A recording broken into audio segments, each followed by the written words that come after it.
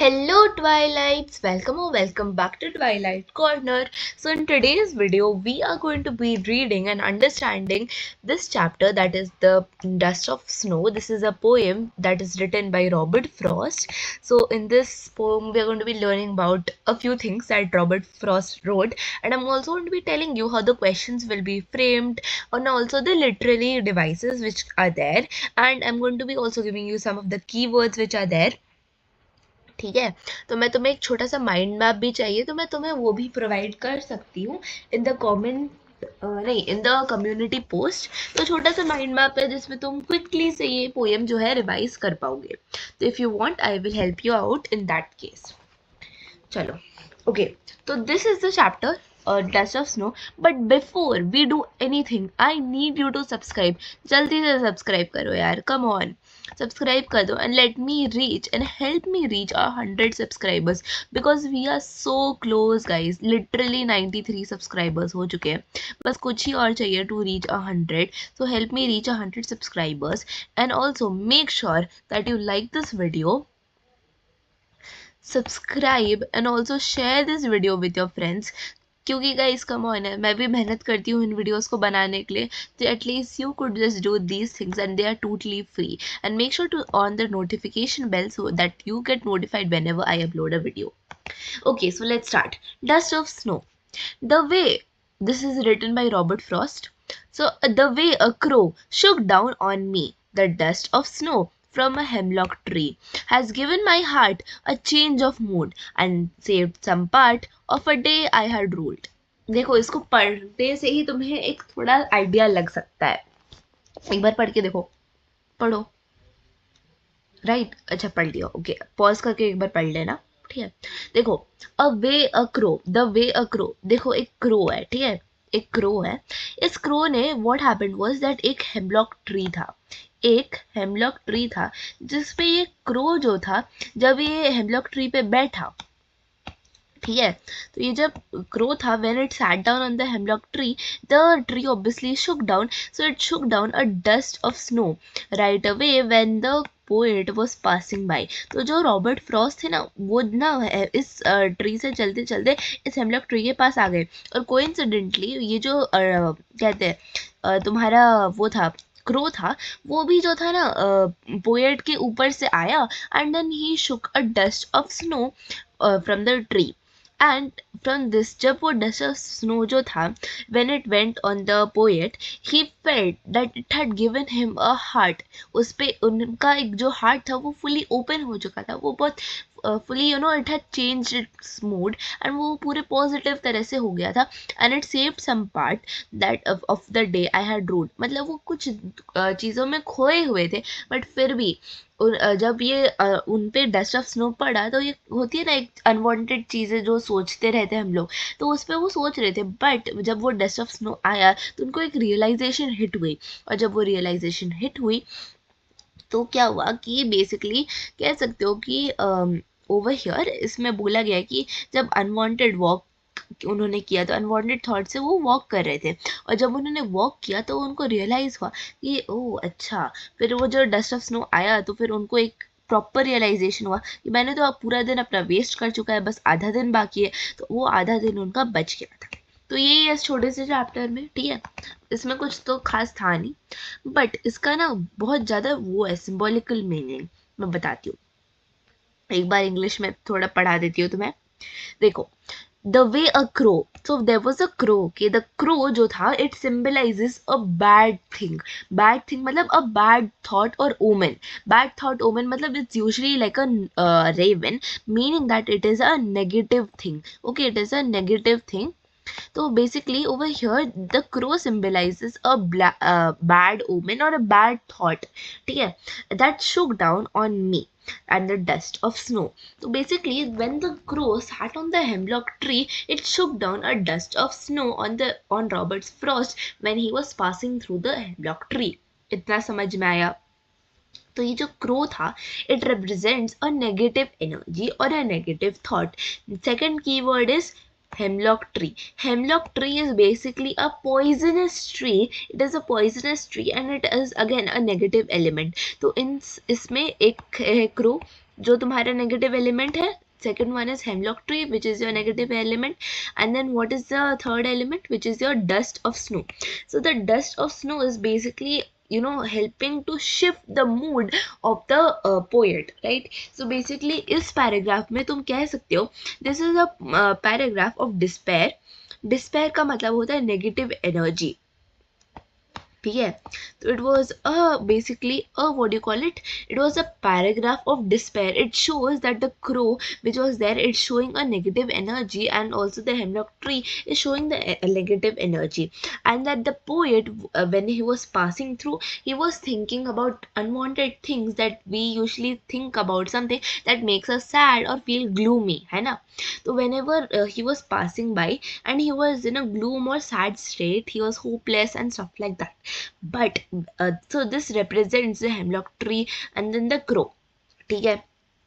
Next, अब क्या है, इधर जब हेमलॉक ट्री के नीचे से जाते तो there was a feet or a dust of snow which put on the poet, and then he comes to a realization that the whole day was wasted.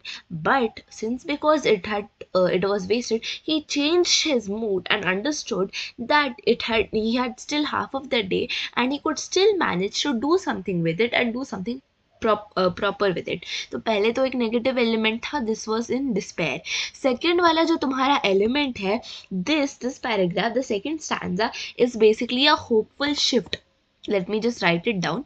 It is a hopeful shift where the poet's mood जो था वो positive हो जाता है, तो है ना? तो this is because this is a hopeful shift, that is why this is there in the thing. Okay, so over here जिसमें दो तीन ही keywords हैं, basically एक crow है, एक होता है तुम्हारा hemlock tree, एक है dust of snow, then change in mood कह सकते हो, है ना? it is important, and then rude है एक keyword.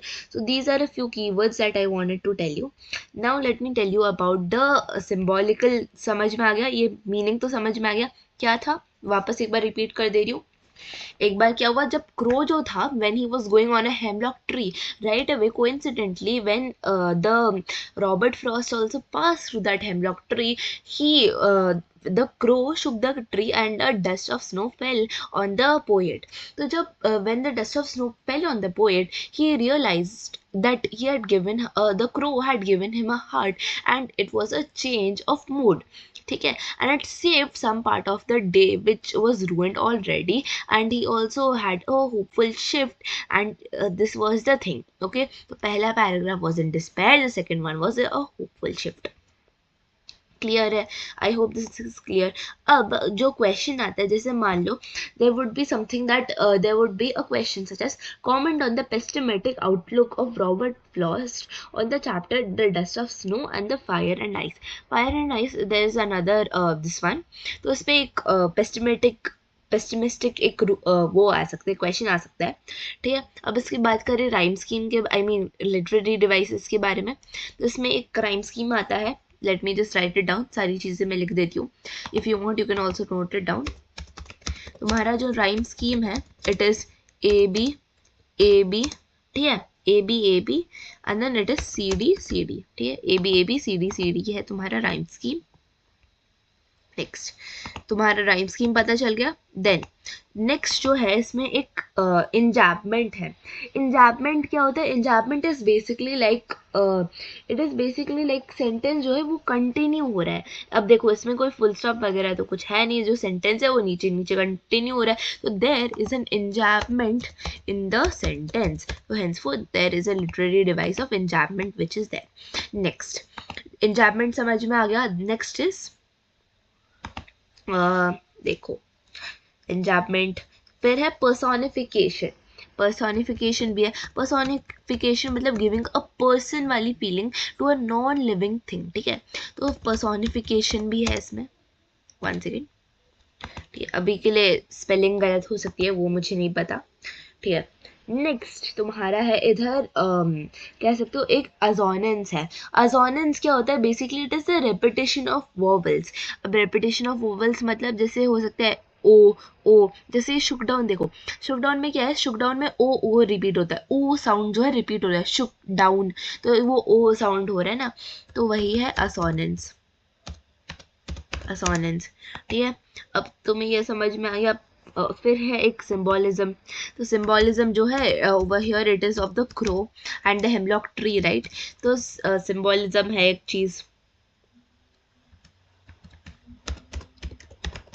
ठीक है। Crow and the hemlock tree they represent a negative energy. Next, फिर तुम्हारा क्या है, there over here there is a hopeful tone, hopeful shift, and then over here one more thing I wanted to say. Yeah, what is the style of writing of Robert Frost?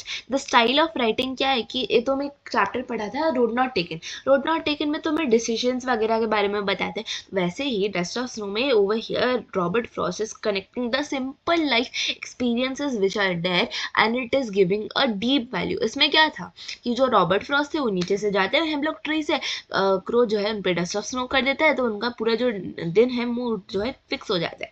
तो इसका ये एक simple ideology कह सकते हो कि ये था कि what is the deep value in this case, that the deep value is that there was that we shouldn't be, when if we are thinking about unwanted stuff which is there in our mind and which is making us gloomy or making us sad, right? So we should learn to fix our mood and then have a day where we can fix it and be productive.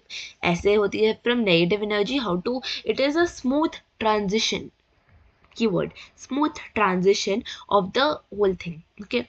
So I hope this is clear, है ना? तो this is the basic stuff that I wanted to tell you.